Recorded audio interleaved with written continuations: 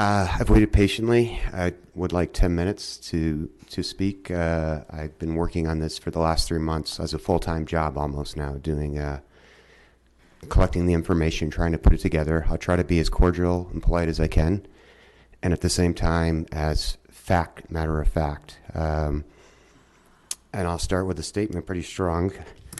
I respectfully don't think this whole operation works. I don't think the sled dog kennel operation works, nor the system of this best practice review committee. And I'd like to state why and give you, over the next 10 minutes, why I don't believe it works. In the last meeting, Danny was quite honest. He said, when I was asked to write the best practices, I didn't know it was going to be in the lease as a set of rules. Rather, he states, what he thought was it's kind of in the future as the very best things he could do at the kennel and for the dogs. And there's a lot I never thought about, obviously. And that's why we're here now. He didn't know these were going to be the rules. He states that. He didn't know that the best practices were the rules. He didn't know that they were the gold standards. The purpose of this brief presentation is to encourage you, as I said, in this cordial and matter-of-fact way, to either burn the lease, just get rid of it, at least the best practices part, and let the owner run the operation any way he sees fit, or enforce the lease. You have to make a decision. You can't be lukewarm. You have to be hot or cold on this. Either take a stance and enforce the lease or get rid of it and I'll tell you over the course of this presentation why I believe that's the decision you have to make. And if you stay lukewarm, you just get in the way. We've been down this road. History repeats itself, as I'll talk about briefly. You get in the way of those people who really care about the dogs and who are trying to do something. And I think the owner would simply appreciate it if you just got out of the way as well. Step up or step out is sort of this term I would use. I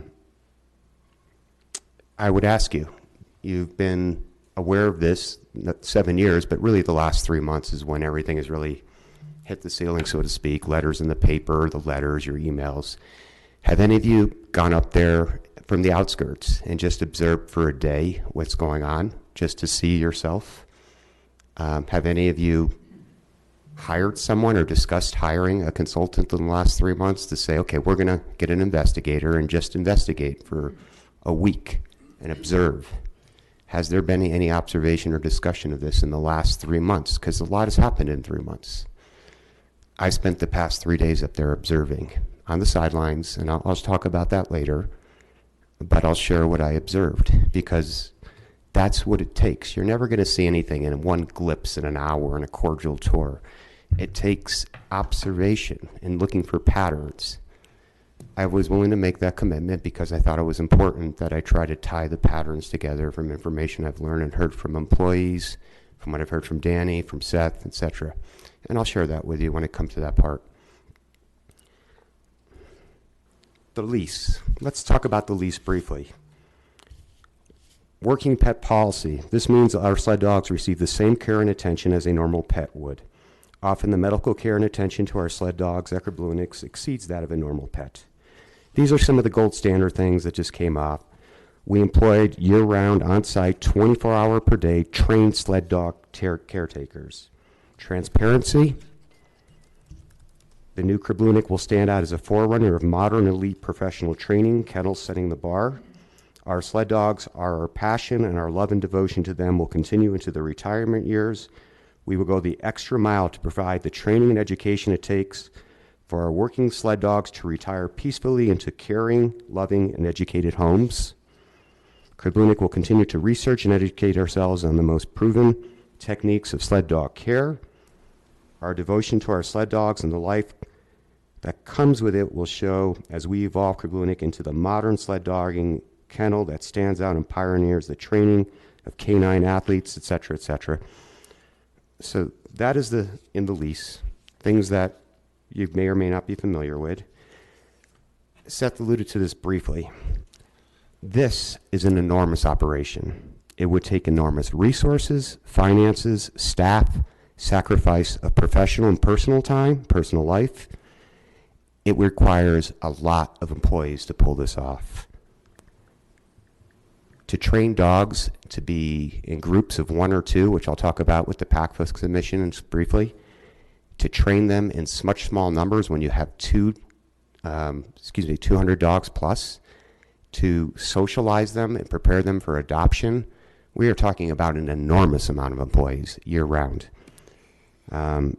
Just the spay and neutering, the adoption prog, and most importantly, here's the biggest thing. You have to believe in it. You have to believe this is what you should do. If you don't believe that you should be doing this, you're not going to do it. You'll dabble with it because someone's looking over your shoulder and occasionally do it. You have to believe that you're supposed to do all these things or you won't do it. And this was the situation with the previous owner. And as Seth said, he was a pretty stoic guy. He was just upfront and honest about it. He just said, I'm not going to do it. And that's how it was. And you knew Dan, and Dan was as honest and upfront as everyone. And this is why this system doesn't work. There's a concept of 2 concepts I'll share with you, and you know these: history repeating itself and ideology. How Danny sees running a sled op operation is in what is the best interest of the kennel is very different than my perspective of how a kennel should be run, maybe Seth's, maybe yours, to those who have some experience in that. And he's entitled to his views. The only issue I have, as I said with Danny, is he has to be upfront and honest with you about what's going on. And in the last March 14th meeting, I believe there were some lies that were picked up on and were exposed. And I'll give him the opportunity to defend that. But he's entitled, most importantly, to his ideology of how a kennel should be run. So as I said, when he said last meeting that there's been no breeding, yet we know, and we see it all over Instagram, there's been breeding. And we have the PACFA reports that there's been breeding, that you have to be upfront and honest about these things. History. It's not the first time we've had a best practice review committee. Dan McKeechin, at the request of the council, when Voices was involved, the council said, can't you try to work together? We had a much more elaborate best practice review committee, and thank you all members for being here, than what we have today. We had a group of 12. We had vets, we had mushers from other operations, we had members of the Aspen Animal Shelter, we had animal behaviorists on the board, Voices represented, and Dan McKeechin was at every meeting. And we didn't meet quarterly, we met bi-weekly, and all notes were dictated in thorough details with the same issues we're talking about now, issues of animal welfare, adoption program, spay and neutering, off-tether exercises. We went through this, and it was every 2 weeks. And I remember Dan McKeechin would sit at one end of the table, and I would sit on the opposite end of the table. And we would have these long conversations that were all very well documented. And we were very cordial. Dan and I got along very well, but I knew right away we were going to get nothing done because our ideology was simply different. He just didn't believe in the things that we were trying to get him across. And I think that's where we are. Nothing got done because our ideology is so different. I'm going to show you a picture of something because I think a picture says 1,000 words. And I want to paraphrase this by saying, I don't believe the dogs up there look like this now. This is just to give you an example. This is a picture of the sled dogs up there at the time, some of them.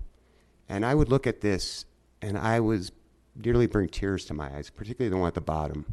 I would look at that and see a dog suffering under the shade of the heat of the day, underweight, painful, eyes sorrow.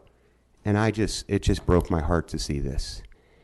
Yet Dan, at a meeting with council, would say, looks good to me. 6-foot chain, it's got shade, it's covered. And this is in the records. It's under a council meeting. Dan's ideology of how this dog should be treated, dogs, was completely at a 180-degree view from mine and many other people. And he's entitled to his view.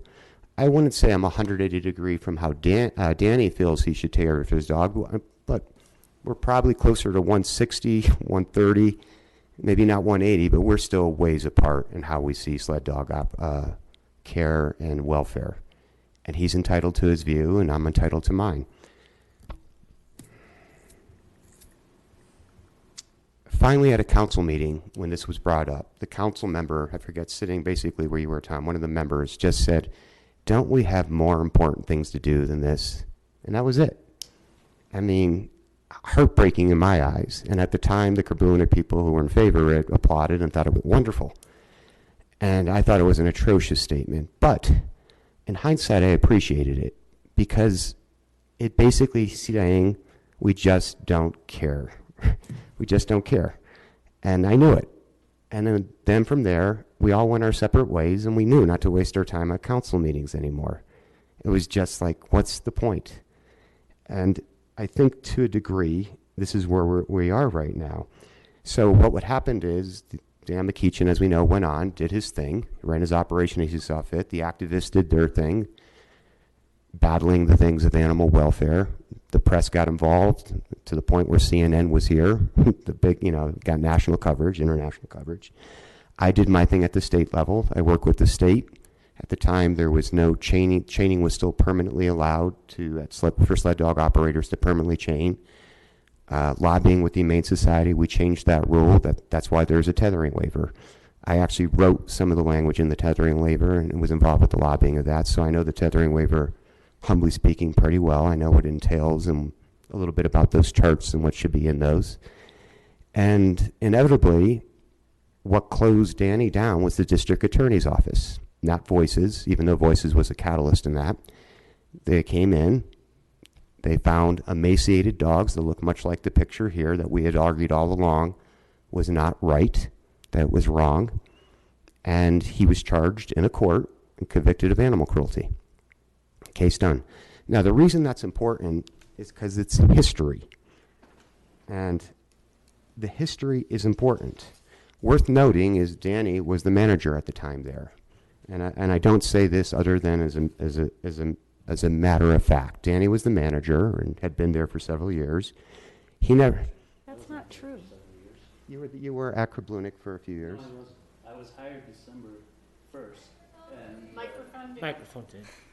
I was hired December 1st, and the raid, or whatever you want to call it, was December 8th. You were not working at all at Krabloonik the entire time? No, I started on December 1st. The raid was on December 8th. I was a rookie musher in 1999. So you hadn't worked there as a musher? In 1999. But during the time you had never worked at Krabloonik? No, from 1999 till 2013, I think this was. I stand corrected. I apologize.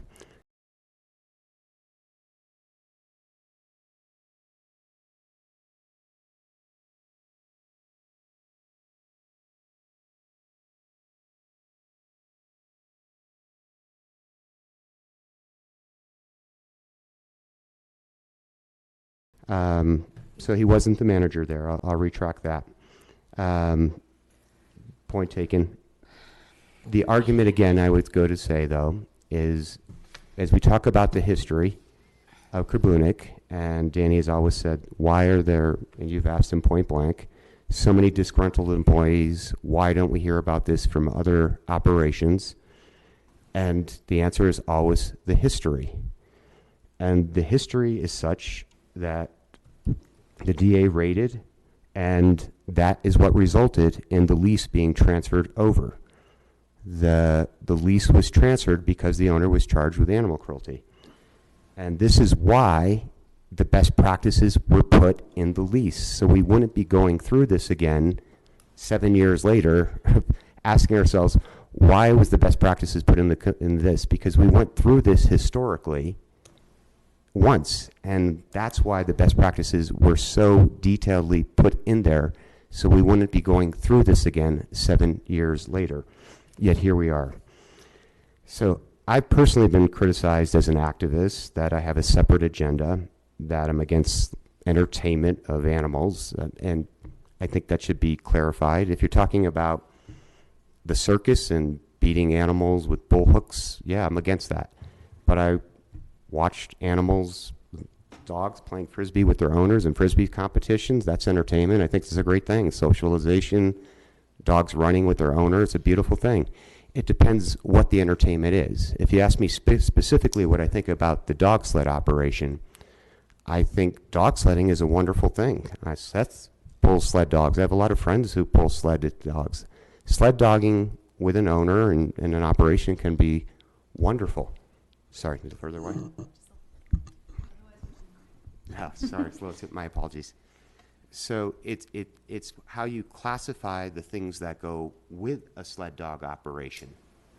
For example, is the tethering program being implemented? Is the adoption program up to par?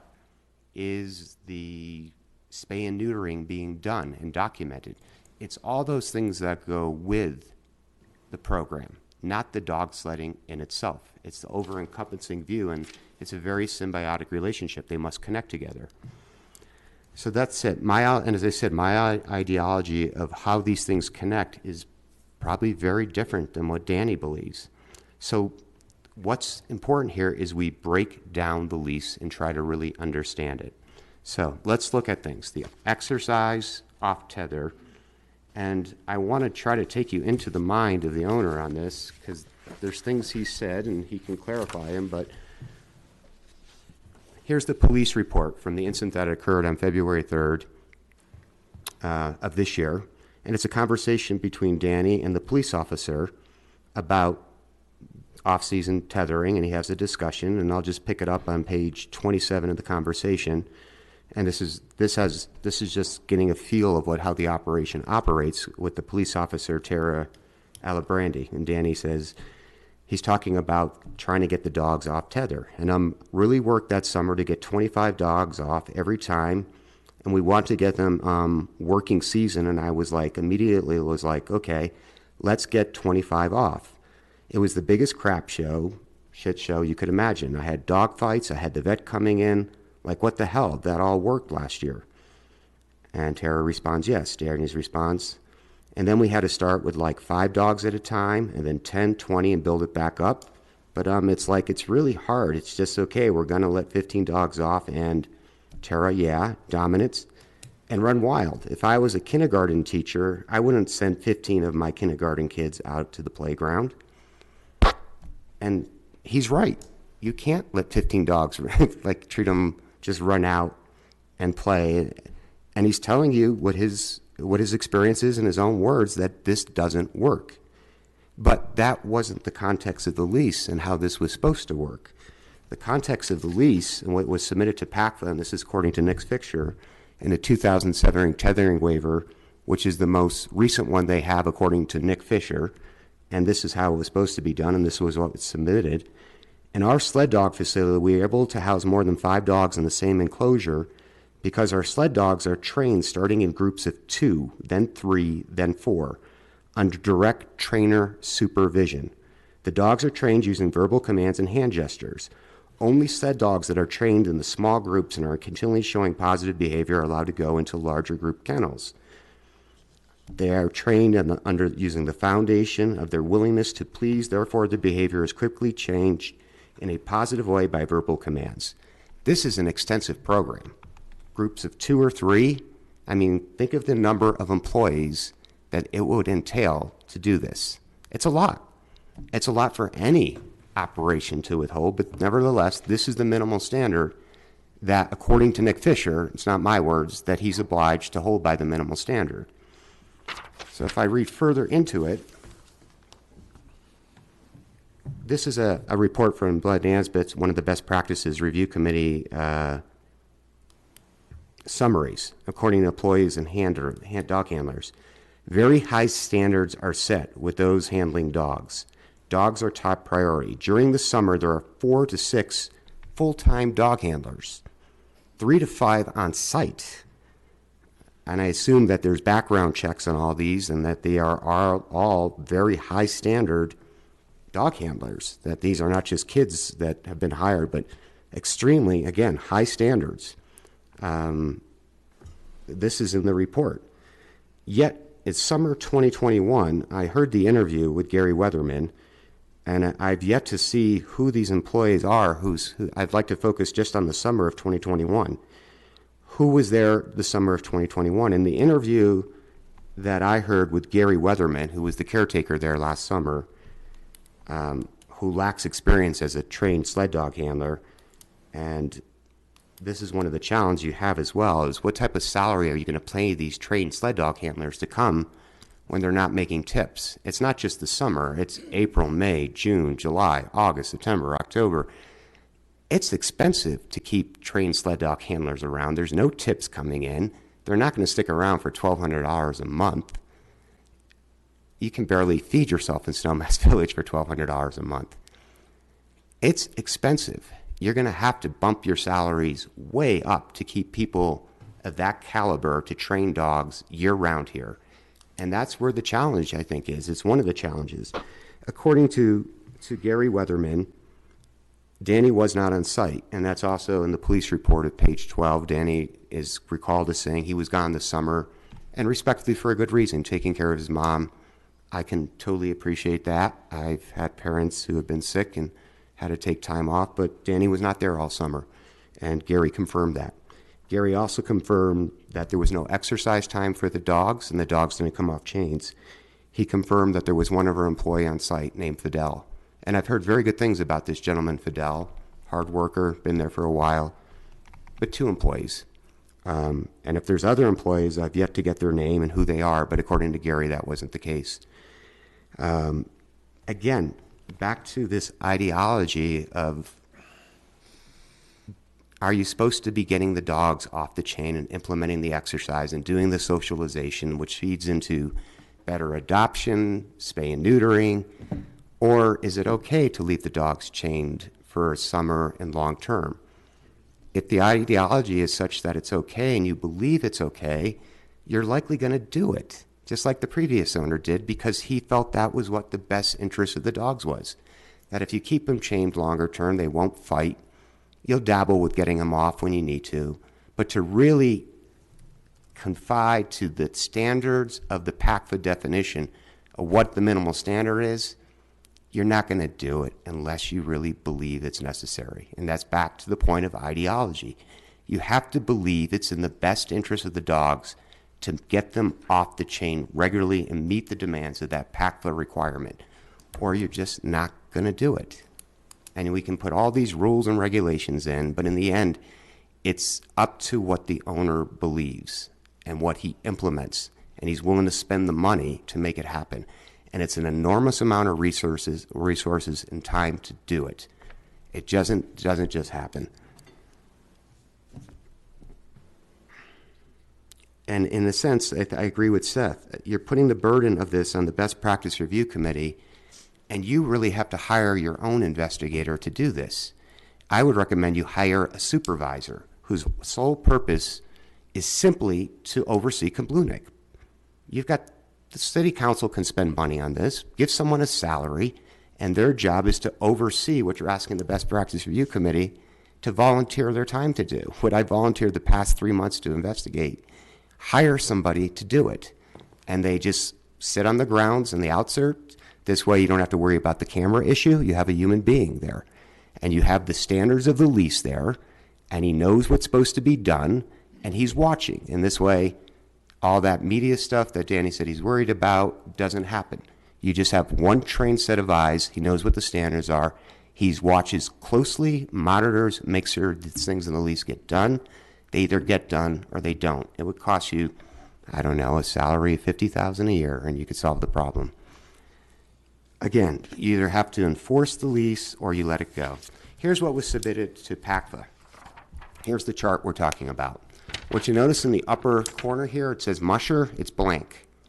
There's no name of the employee who signed off on this.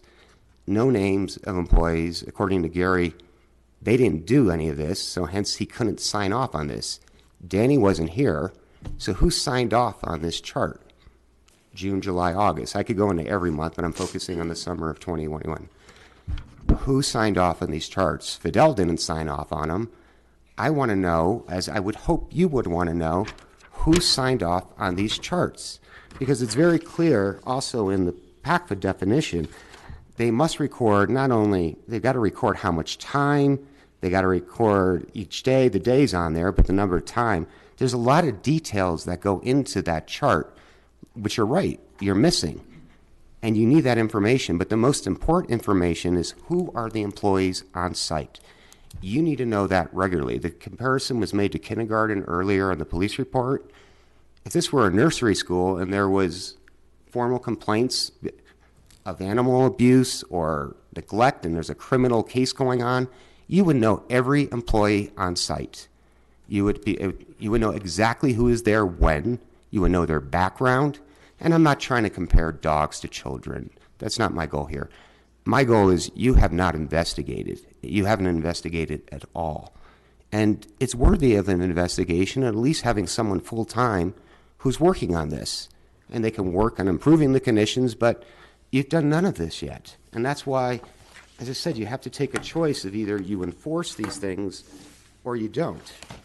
And I know there's going to be a lot of comments when I'm done here, and I apologize, I just have a few more minutes.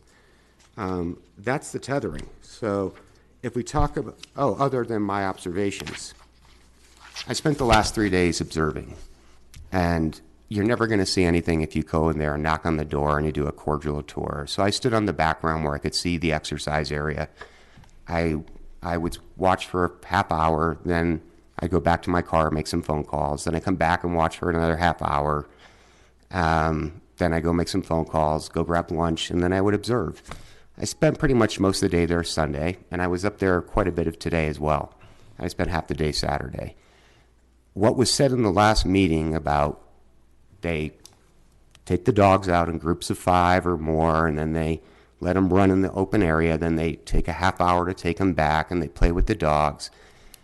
That was what was stated in the last meeting, and it's done continually as required by, that's the challenge of this. This is a year-round program. There's no off-season for the dogs. All they know is the chain. It's year-round, every single day. That's why you need so many employees on site. You can't just have mushers at the end of ski season blowing out of town because they're not getting tips. You got to find a way to pay to keep them there, and it's going to cost a lot of money. And it's going to eat into your profits big time. Just like any operation trying to make a living, you got to find a way to have employees there. And if you can't do it, it's where the rubber hits the mat. It doesn't work. The lease, what you're asking him to do is impossible in this lease, which is why you got to burn it. It doesn't work. You either let him off the hook or you enforce it. Because it's going to cost an exorbitant amount of money to make this work based on the standards in the lease. And you have a choice to make. It won't work the way it's set up right now because the money to run it doesn't exist, or he's asking to eat into his profits big time to make this work. This is what I observed. I observed a lot of people cleaning up the dog poop. I observed a couple people doing some things to the ground to make it look nicer, which is important. It's off-season time. But I didn't observe any of that interaction that he talked about. Constant rotation of dogs coming into the exercise program, going out, being hooked in, played with time. Didn't see any of that. There was one morning Saturday, briefly it occurred for about an hour and then it stopped. And then I didn't see it occur again. That was my observation, 3 days. The adoption program. Lease states all dogs will be adopted. We went through this, and there should be a fully funded adoption program immediately. Everything you've talked about here should have been implemented on the first day. Costs money. You could have a full-time marketing person who is working on this, working with the rescue operations, working, because there are all these concerns that were brought up. What if it's a bad person adopting it? Well, that's why you have to spend money, and you have to put someone in charge of it so that it doesn't detract from your responsibilities on the yard and dealing with your customers. You need someone working on an adoption program. That costs money. You got to bring somebody in, a marketing person, someone to screen the people. Other places do it. This is no different. I mean, regardless of the type of facility, you got to spend money to do these things. And this is, again, everything's going to come back to money on this, as you'll see. Hence, you're putting him in a situation to fail because he's not putting the money into it and you're not requiring him to put the money into it. You got to have a full-time person or close to a full-time person working just on the adoption program.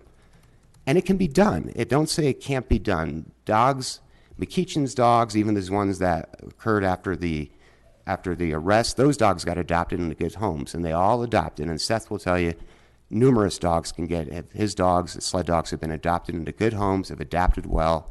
It can be done. Other operations do it. We can do it. But it costs time, effort, money, resources. You have to decide whether it's something or not. So when we look at the adoption, when I look at the adoption and records, this is from the 2020 Town of Snowmass Village, and we look at the number of dogs. 71 dogs were 10 plus in June 2021. This is directly off the Town of Snowmass Village records. 46 plus dogs were 11 plus years old. In 2021, 57 dogs are 10 plus, 34 are 11 plus over. These should have all been adopted out, notwithstanding what was discussed in this 2018 amendment, and I have that right here. But this goes back to, again, the ideology. This is where Danny asks that, not having to have the requirements of operating the restaurant, ability to purchase the land earlier than anticipated. But right here, he's basically saying what he believes is best for the dogs. We have found that many of the dogs are better off living their lives out with us as retirees. That's what he wants to do. That's not what's in the lease. And what's in the lease is, we will go the extra mile to provide training and education for our working dogs to retire peacefully into caring, loving, and educated homes. You have to choose. You have to choose. It's one or the other. The way it is right now, it's just set up to fail. It just doesn't work. That's the adoption. I'm almost done. I apologize, but I want it to be thorough. The breeding, you heard in the last meeting, the owner said there was no breeding done. Here's what was submitted to PACFA in 2021. We have in 2021, there was 3 leaders, 18 euthanasias. In 2020, there was 4 leaders, 7 euthanasias. In terms of the euthanasias, I'd still like to see those signatures from the vet who performed them. From the spay and neutering, and mentioned some other vets, would like to see those records as well. That has to be documented by the vet. Haven't seen those yet. So those still need to be obtained. I would like to point out that's your job, not our job, to get those records. Again, I would recommend you hire someone that works full-time on this. I think that is it. I know there's going to be a lot of comments, and I didn't mean to extend this meeting. In the end, I just want to say it's about the ideology, and Danny's view of how this operation should be run is very, very different than how many of us feel what entails animal welfare and what he continues animal welfare.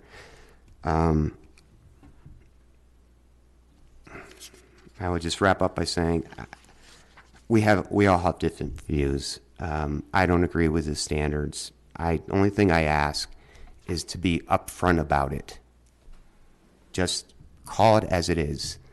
And as a best practice review committee member, and I can only speak for myself, if you're asking me to move forward on good faith like everything is okay, I can't do that because it's not based on a foundation of truth. I had to spend this time to look at the history and understand it and investigate to decide whether it's something I could be a part of. I'm going to give it a try for a little while, but I can't go with let's just sweep everything under the rug, things that Seth addressed with Dresser and Mr. Dresser and Clanny. I can't go with that. We can't just sweep everything under the rug and pretend it didn't happen and it doesn't exist. You have a choice to make. You need to make that choice and let us all find peace in it. But make a choice, please. Thank you for your time, and I respect that there might be comments.